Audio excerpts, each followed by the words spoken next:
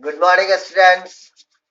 चलिए हम वीडियो शुरू करते हैं। जो स्टूडेंट्स नए हैं इस चैनल को सब्सक्राइब कर दीजिएगा, लाल कलर का आता है उसे।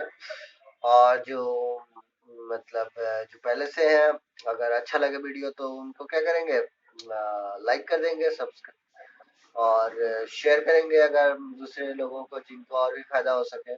अभी मैं बताने जा रहा हूँ आज ये हमारे 10th क्लास के जो पनोरमा है उसका चैप्टर नंबर 6 है। चैप्टर का नाम है आपका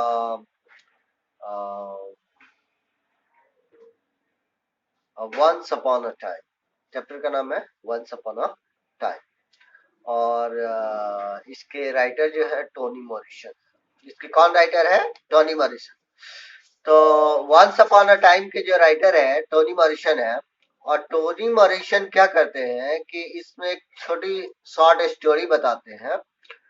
और टोनी मॉरिसन खुद जो है एक समय में निग्रो जाति के बिलोंग करते हैं, जो अमेरिका के में जो ब्लैक लोग होते हैं जिन्हें निग्रोस कहते हैं, तो उससे बिलोंग करते हैं। एक बार वो भी स्लैब रहते हैं, स्लैब मतलब गुलाम होता है।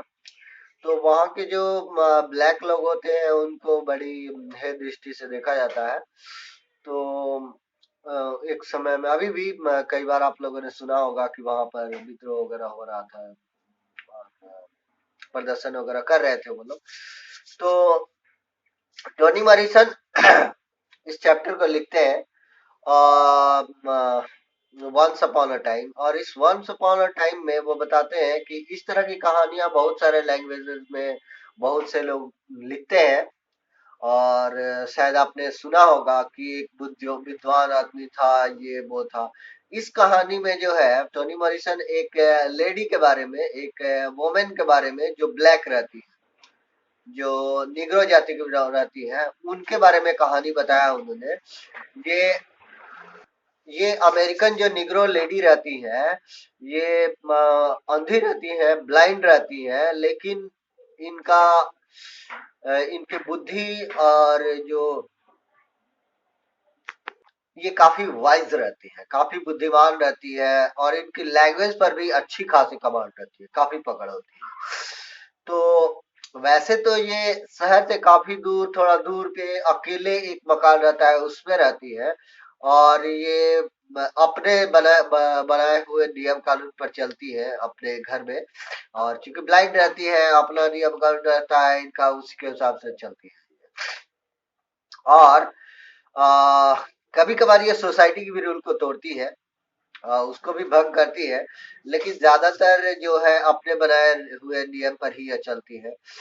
और ये वोमेन जो है काफी फेमस रहती है। आसपास में तो फेमस रहती है, शहर में जहाँ पर निग्रो वगैरह जो होते हैं, जो ब्लैक लोग होते हैं, या गांव वालों पर लोग, शहर के लोग मजाक उड़ाते हैं, वहां पर भी ये फेमस है कि ये बुद्धिमान लेडी है, वाइज है। और इस तरह से ये फेमस है। तो इसके इस फेमस को सोच करके जो तीन जो यंग लड़के जो होते हैं, वो सोचते हैं, ये प्रूव करने के लिए आते हैं इनको कि ये जो सोचती हैं, ये फॉल्स, लोग इनके बारे में जो सोचते हैं या विचार करते हैं वो गलत सोचते हैं, फॉल्स, उसको प्रूव करने का प्रयास करते हैं। और इसको प्रयास करने के लिए लोग जैसे सोचते हैं कि वो फ्यूचर की बातें भी बता देती है, वो लोग सोचते हैं कि वो काफी इंटेलिजेंट है और वाइज है। तो इस बात को धक्का बताने के लिए, प्रूव करने के लिए वो प्रयास करते हैं कि नहीं, वो नहीं इंटेलिजेंट है, लोग जो कहते हैं वो गलत है। तीन लड़के उनके घर में प्रवेश करते हैं और तीनों के तीनों उनसे एक सवाल पूछते हैं कि उनके हाथ में जो है एक चिड़िया है, वो चिड़िया जिंदा है या मृत है, बताइए। तो वो पहले जवाब नहीं देती है। वो पूछते हैं तो फिर थोड़ा देर के बाद से फिर से रिपीट वो तीनों आदमी जो करते हैं कि आप बताइए कि हमारे हाथ में एक चिड़िया है जो कि जीवित है या मृत है। तो फिर क्या होता है कि फिर से वो जवाब नहीं देते हैं, काफी देर तक साइलेंट रहती हैं।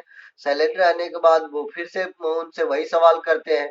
काफी देर तक जब वो नहीं बोलती है तो वो भी झुंझला जाते हैं।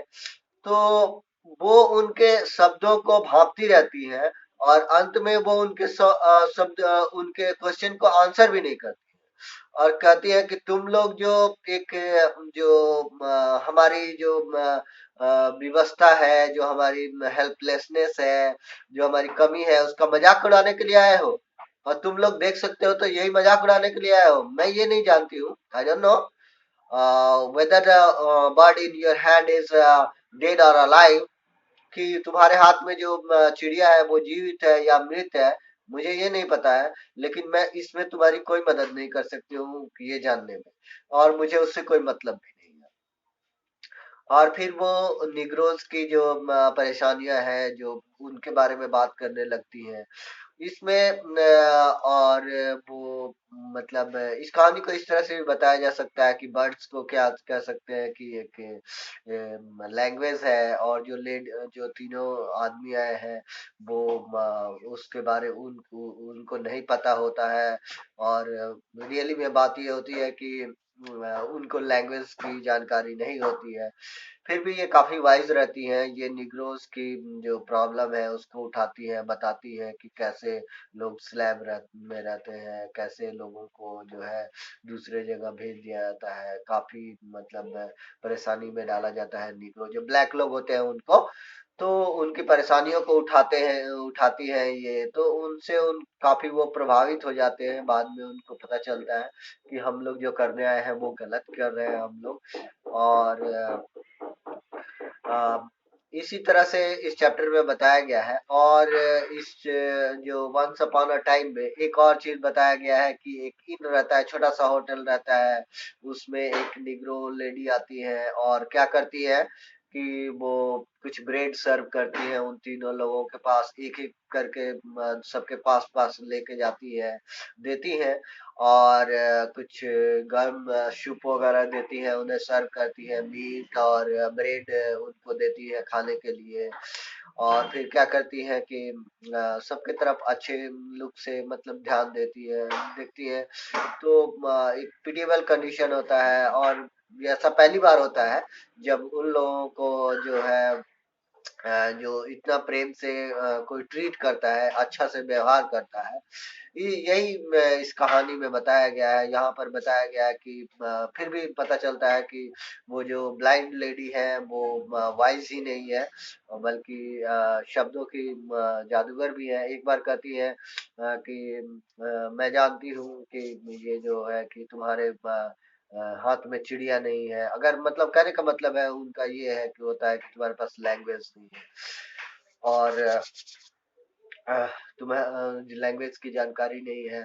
खैर ये जो लेडी अंत में सब लोग मान लेते हैं कि ये काफी इंटेलिजेंट है, काफी मतलब किसी भी प्रॉब्लम को बिना देखे भी उन्हें रियल प्रॉब्लम को समझ पाती है और बता पाती है कि एक्चुअली में ये लोग चाहते क्या है। ये लोग वर्ड के बारे में जानना चाहते हैं कि या मेरा उपहास उड़ाना चाहते हैं।